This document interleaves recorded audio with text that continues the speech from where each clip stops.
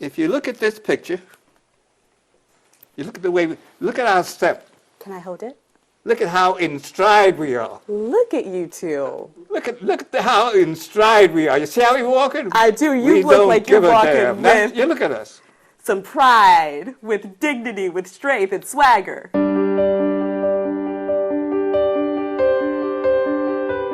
Why did you want to serve your country as a Buffalo Soldier? Well, I knew that I did not want to be just a regular guy. And when I saw that ad in the paper that the 92nd Division was looking for volunteers, I said, that's me. Out of Virginia, jumped on the first train, and that was horrendous. Yeah. Of course, in those days, you had to look for the sign that said colored, you know. And the color was right next to the engine, which was coal. So all that black coal came in that window, but I was happy to get to the Fort Huachuca. For my dad in World War II, he was part of the 92nd Infantry, actually 2nd Platoon, who served overseas. So he went to Europe and particularly in Italy. So that's really where his whole Buffalo Soldier history and story came to bear. Now, there are not many Buffalo Soldiers who are still living. Why is it so important that we remember this bit of history? For that very reason that he is actually, to me, and many call him a living legend, right? So at 101, there are not too many people around at that age, let alone those who have served in World War II, who served as a Buffalo Soldier, and who can still tell the story.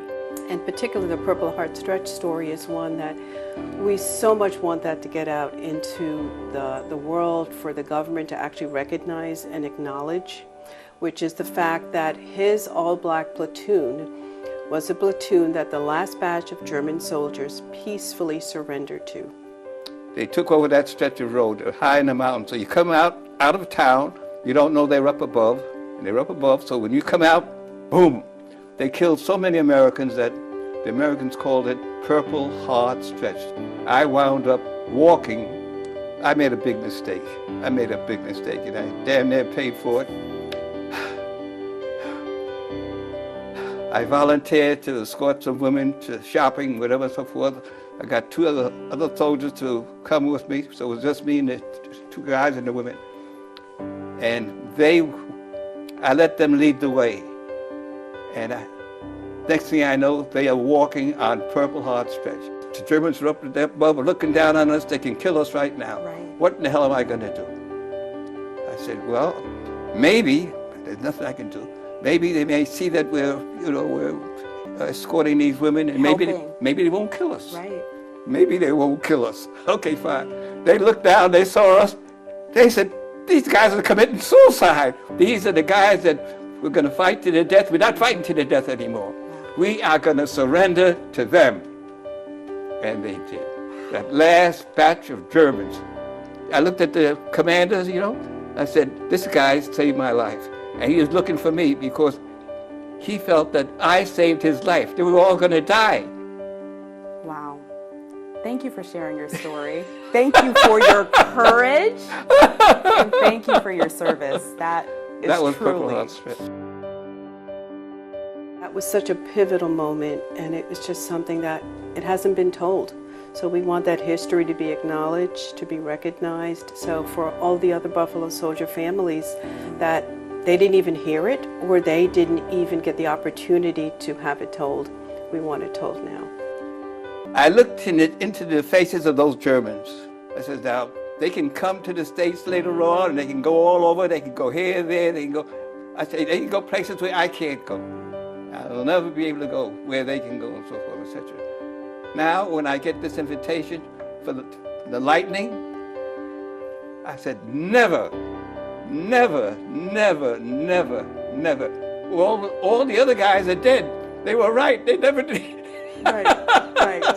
They never see what I'm seeing. Exactly. Yes, you being invited and honored in places you wouldn't be able to step foot in years ago.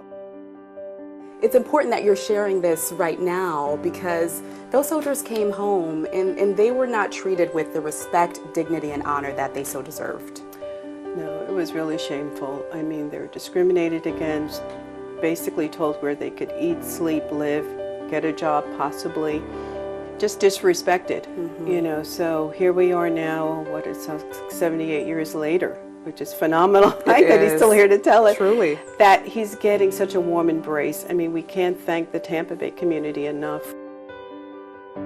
Okay, I understand one of your principles is do not stand still, keep moving. How do you stay active at 101 years old? Or do you still feel young? I'll tell you, honest to God, I feel like I'm 21. You do work with a personal trainer once a week. Can you tell Yes, me about I do. that? What is that like? very What do you good. do? I do all kinds of things. After he does 40 push-ups and say lifts, 20 pounds, he's like, I have to do more next week. Okay. He doesn't stop. He doesn't give up. He keeps raising the bar. He's one who always took a risk. He followed his gut instinct, and he always tried to figure out, what can I do to help someone? I'm learning. I'm just like using him as a model. And my grandkids are, so we're just blessed, like, okay, Poppy, we call him Poppy. Okay, Poppy, what else are you going to teach us today? Common ground, helping each other. That's been my life. My feet just move, and I can't stop them. It's amazing. Thank you. Thank you. Thank you so much. That was beautiful. Okay.